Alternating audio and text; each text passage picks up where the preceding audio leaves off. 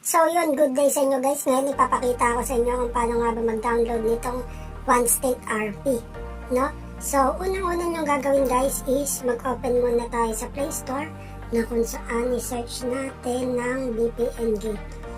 VPN Gate. So since install na siya sa akin, i-open ko na lang. So, kailangan nyo dyan mag-connect, no? So, pipili kayo, antayin nyo lang yung checking nyan. Ang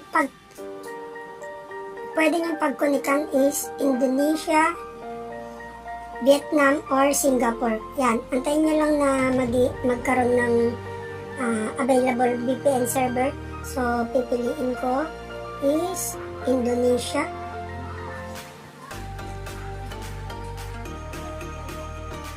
Yan, so yan, Indonesia. Tapos, panoorin lang natin yung ads. Then, pag binak nyo, press nyo lang yung connect. Ads ulit yan. Antayin nyo lang matapos. Ngayon, connected na yan, automatic. So, back muna tayo. Ngayon, ang susunod yung gagawin is mabalik tayo sa Play Store para mag-install ng Tap.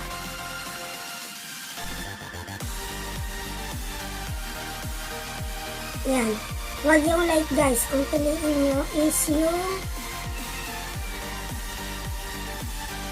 yung tunay na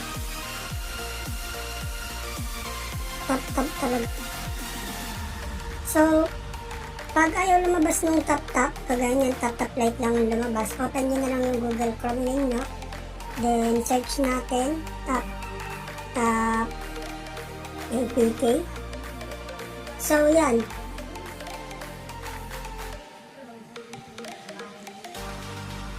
Then, ito ang pipiliin nyo guys, yung tap Android download, no?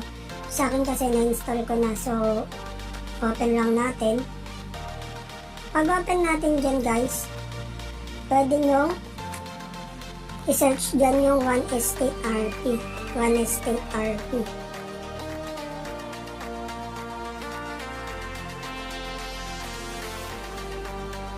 Search lang natin.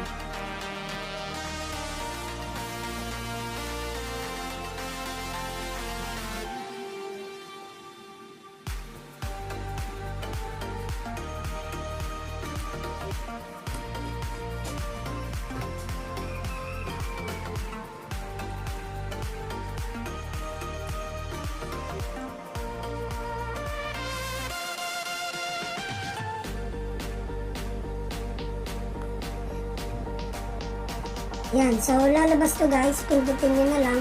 Sa akin kasi installed ko na, no? I-press natin yung play. Makikita nyo naman dyan yung supported regions. So malinaw naman dyan na wala yung PH, kaya kailangan natin connect via VPN. So continue lang. And then sa akin kasi, na-install ko na yung resources nito, kaya dire-diretso na to. Pero ang susunod na mangyayari dito is magda-download kayo ng resources, around 3 gig plus yung resources nito. So, antayin nyo naman matapos. So, sa first time, kailangan nyo maka-VPN para lumabas yung Asia server. Yan. Kasi pag wala, ang mangyayari, ito lang ang lalabas dyan. Itong US lang. So, kung gusto nyo mag-Asia server, kailangan nyo ng VPN. Ganyan.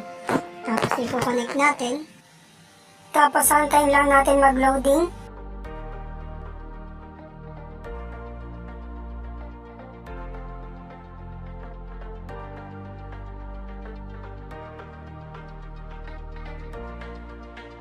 Yan, pagka na-download yun yung resources, ganyan na yung lalabas guys. Pwede na kayo makapaglaro. So, yun. Hanggang dito na lang muna yung tutorial natin ngayon. At sana mag-enjoy kayo sa paglalaro ng OneState RP. Hanggang sa susunod ulit na tutorial. Maraming salamat sa panonood. Peace!